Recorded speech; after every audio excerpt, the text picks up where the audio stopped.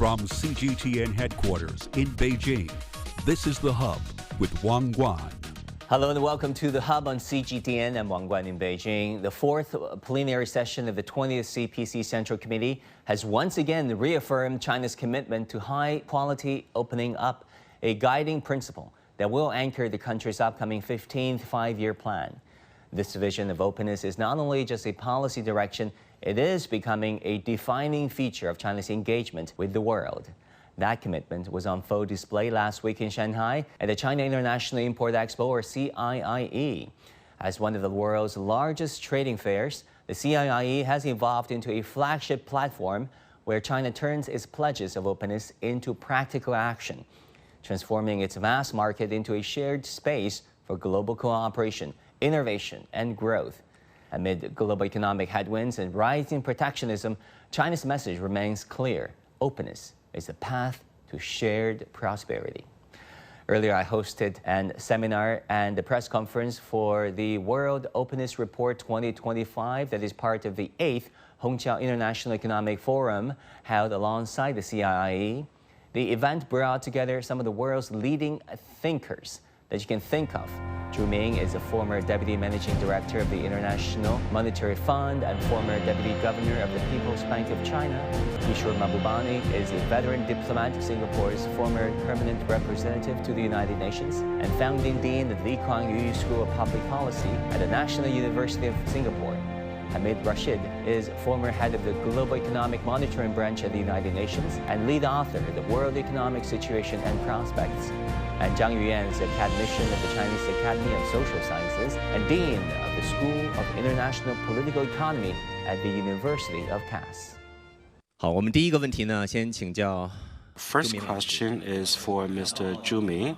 We can see that in the report for the openness of the World Openness Report has indicated there are three conflicts: the expansion of the emerging economies and the developed countries, and also the policies and the efficiency improvement. So they are influencing each other. So what are the factors that are impacting the debate about openness or isolation? So what do you think about these trends?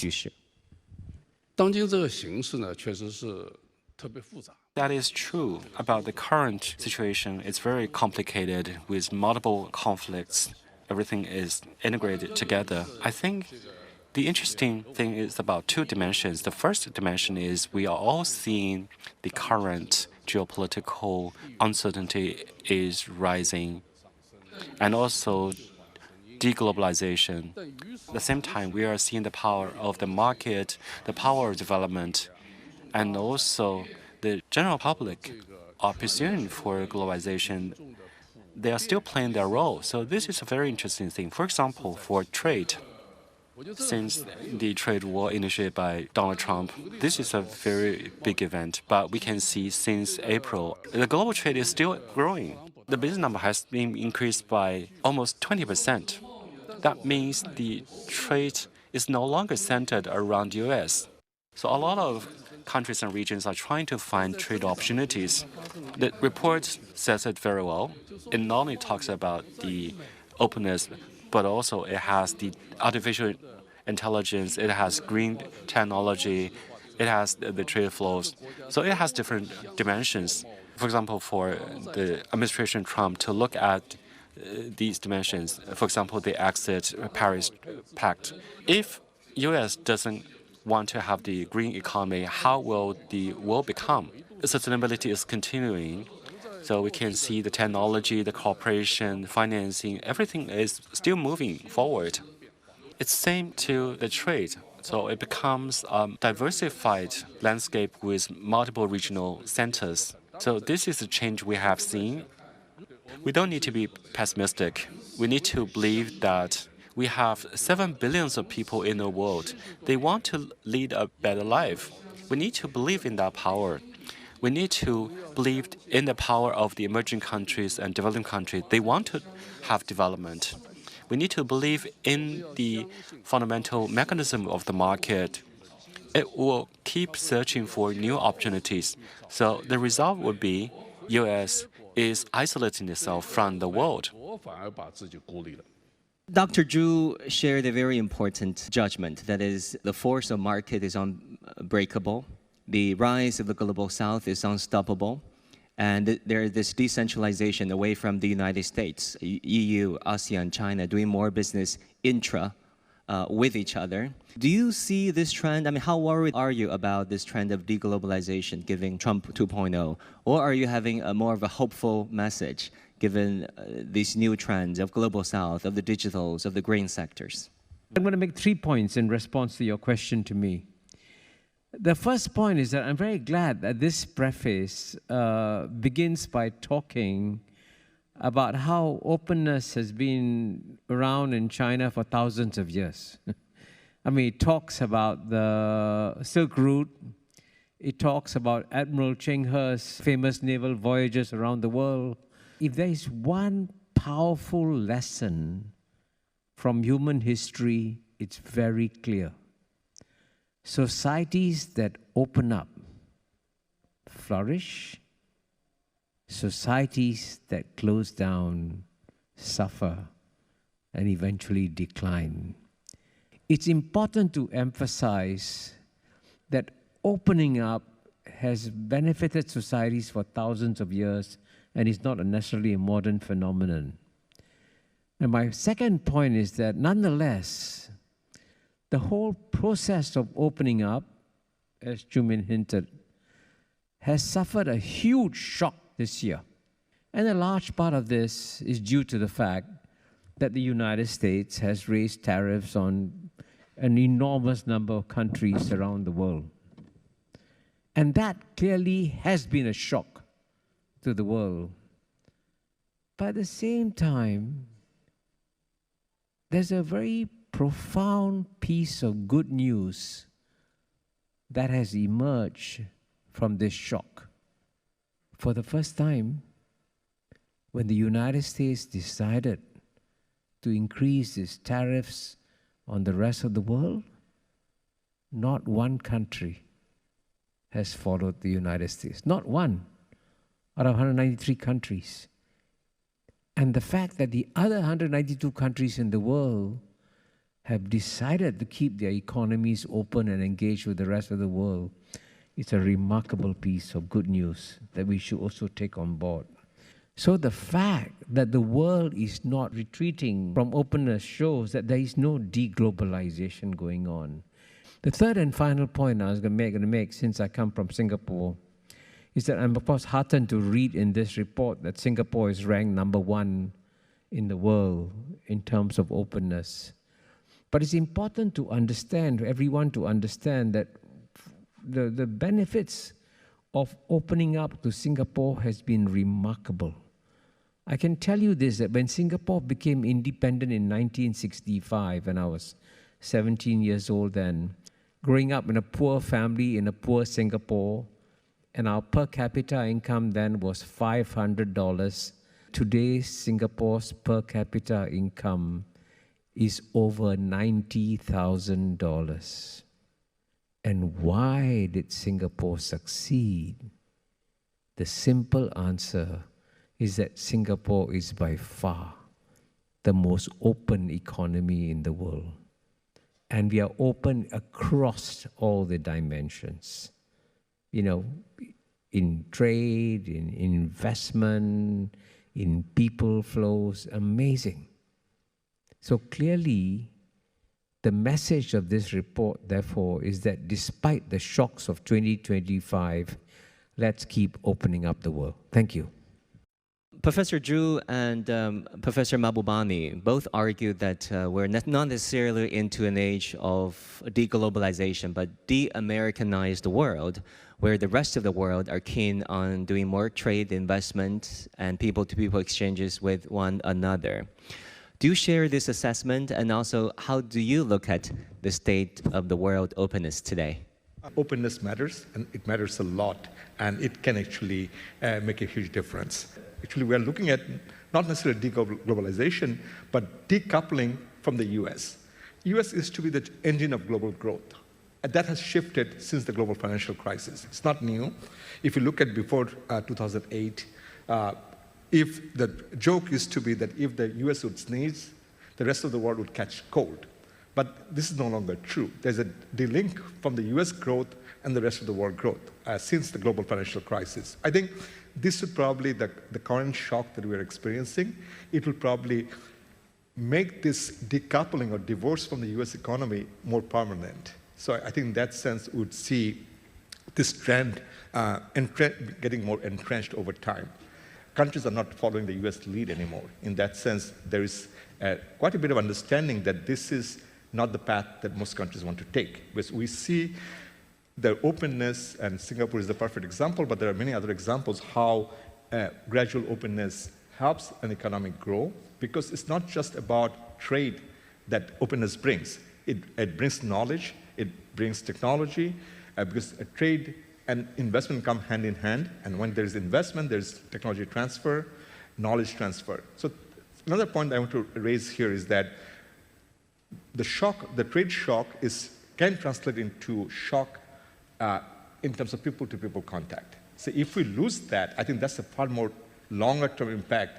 If we have less international travel, less contacts among people, that would be the real cost for the global economy. So we have to, while we are adjusting to this shock right now, but we have to keep in mind that people-to-people contact is the most important element, and this is where we have to be very careful.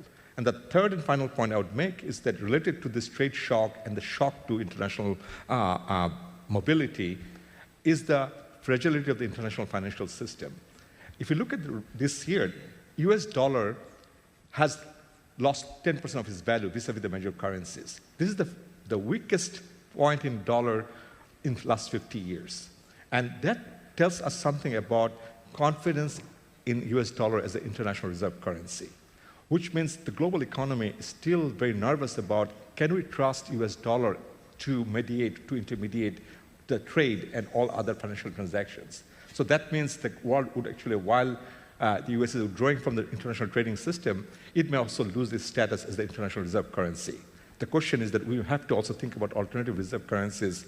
SDR can be a good alternative, but other mechanisms can be there. But we have to think about, as we sort of lose the international trading system as we knew before, we have to also think about a new international financial architecture to support a new global order. For that, we'll ask Professor Zhu later on a new financial architecture. I mean, it's hard to dismantle something, but it's hard to build a replacement, right? If you think about the weight of the US dollar in national reserves held by governments and international trade. Zhang Zhang, I want to ask you, we are always saying that we will continue to open up, but we're also seeing autonomous opening up and single-sided opening up. What do you think about the result of our single-sided opening up? I think for opening up, as this report says, this is why China has achieved success. This is the most important factor.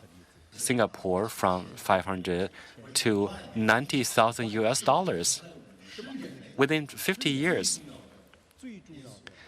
The most important factor is openness. Actually, it's the same for China. For China's reported opening up, in the beginning, the GDP per capita is only 200 US dollars. Now it's about 12 to 13,000 US dollars. So I think the concept of openness in China, in our minds, it has been deeply rooted. I think what we are doing is we need to initiate the openness of the world with our own openness.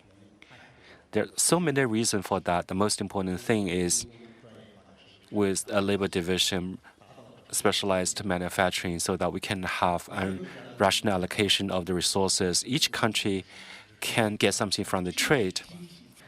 This is also a very basic momentum for the economic growth. For the previous speakers, they have mentioned about U.S. policies, tariffs for the whole world. This is the headwind. Sometimes I will be thinking whether it's a spring. So when you press it down enough, maybe when it bounces back to the mainstream free trading system, maybe the bouncing power will be even bigger. That's how I think about that. That's all for me. Thank you. 好，感谢 Okay, 张 thank 院 you 长的分享。 for your sharing, Miss, for your 朱 judgment. 老师，金融呢也是全球经济特别重要的组成 Finance 部分。 is also a very important part for the global economic system. So what do you view on the setting of the finance, either for the inclusive systems and also the existing 体 barriers? 系的变革的重要意义何在？ We are always saying financial system needs to change along with the physical economy, with the economic flow and economic structure of the world are going through profound changes. This is very important. So our observation is that for the next few years, the global finance would have more profound changes. So things related with openness, I think there are several things we are seeing right now. The first thing is the global capital flow is still increasing. It didn't drop. We can also see for the financial capital, they are leaving US because the risk is too high.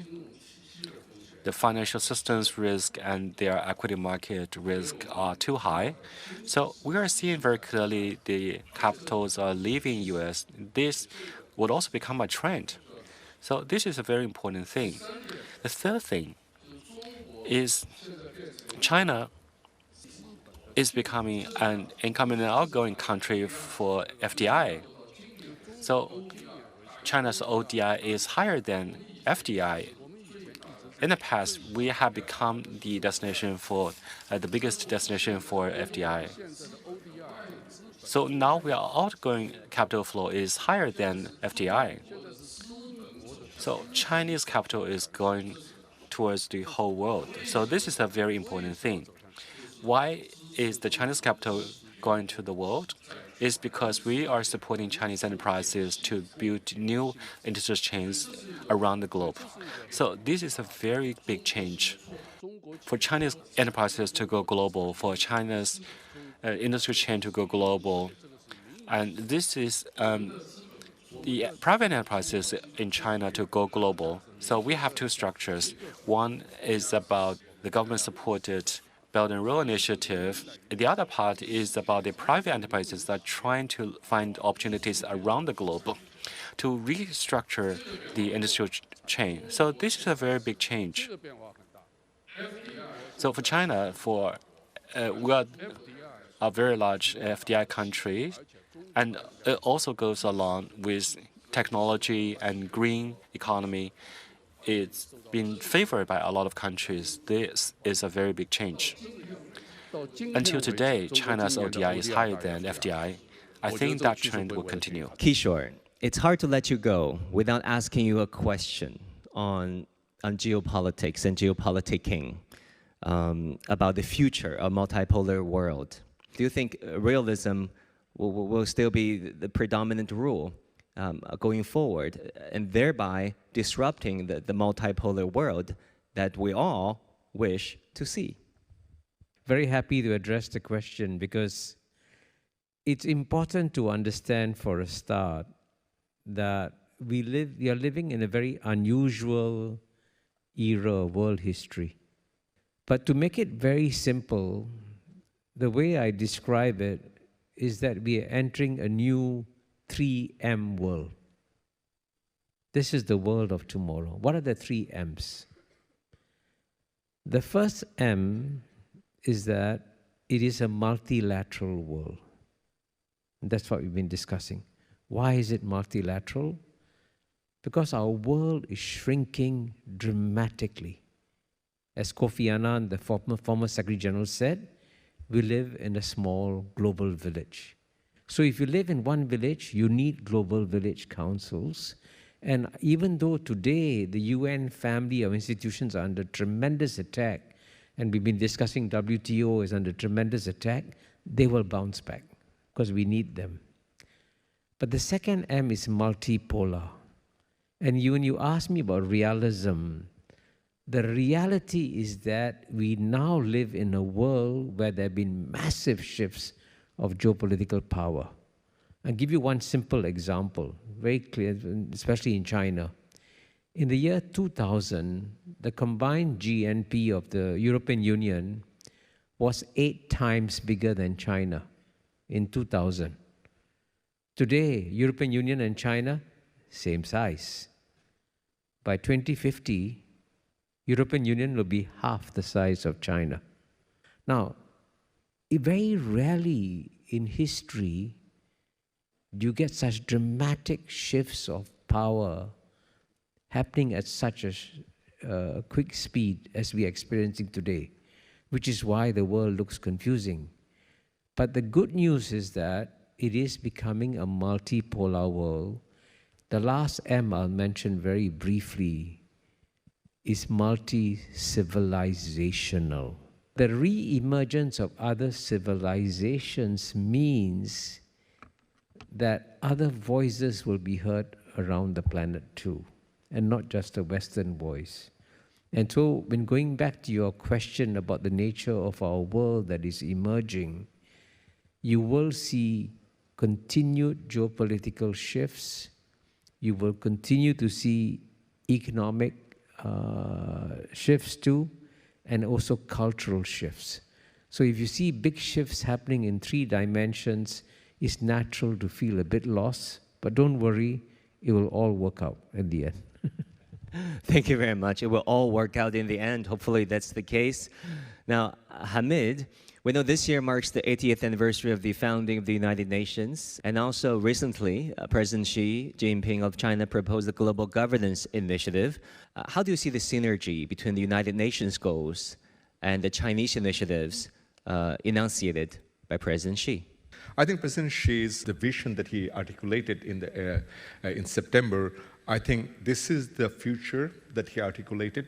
And this is a moment, President Xi's comments, the vision that he articulated, I think one particular element is very, very important for me, is the people-centric multilateralism. Because the multilateralism that we constructed under the UN and all the organizations, it was state-centric. State was playing the main role.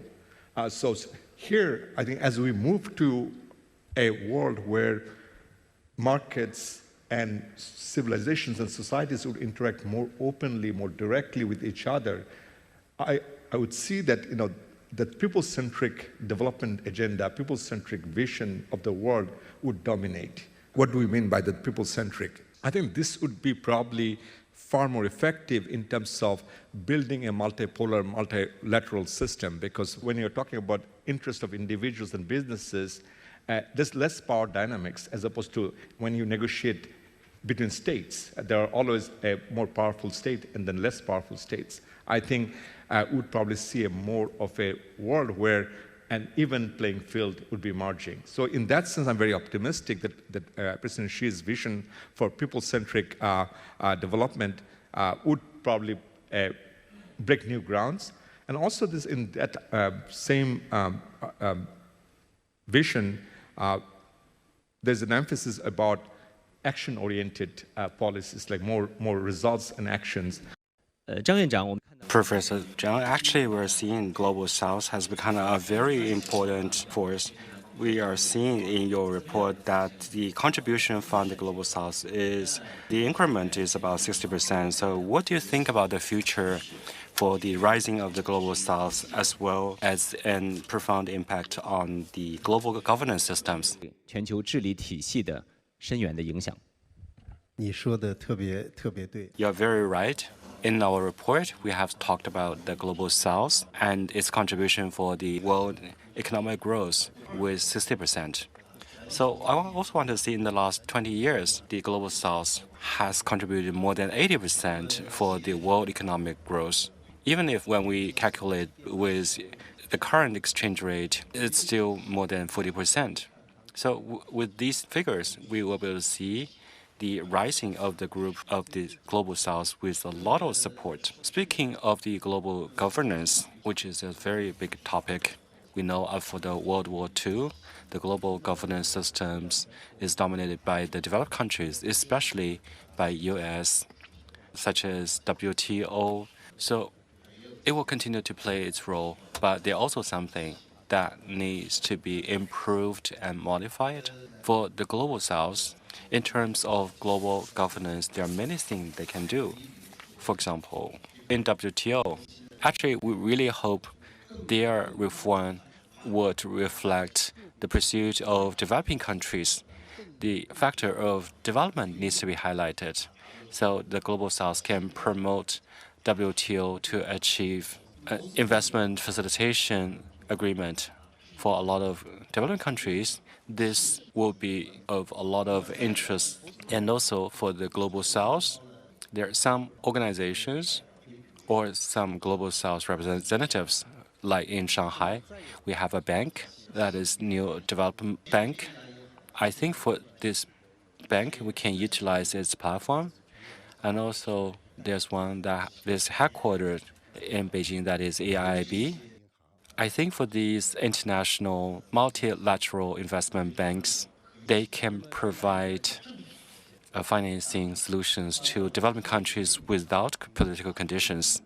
I think there are many things that we need Global South to pay attention to. Global South includes many members. They need to have a collective action. They need to overcome a lot of barriers. So some of the existing organizations and mechanisms, for example, like BRIC Plus, etc., they need to take the leadership and take the initiative. For the future's global governance reform, I'm full of confidence, especially with the rise of the Global South. It will continuously move towards more just and fair direction. Of course, we cannot underestimate the challenges it may encounter. Because of time limit, that's all for our sharing. Thanks very much to all the 4 panelists for your thoughtful sharing. If this is an Olympic Games, I think all 4 of you can get an Olympic gold medal. 都完全配得上得一块奥运金牌了。我想不管怎样，我们希望。Anyway, in the future globalization, in the openness systems, there will be you and me so that it can be inclusive to the whole world. Thanks again to join Hongqiao International Economic Forum press conference of World Openness Report 2025. Thank you. See you next year. 参与，我们明年再见。 And that's it for this edition of The Hub. Thank you so much for tuning in. Our news coverage continues on CGTN. Bye and take care.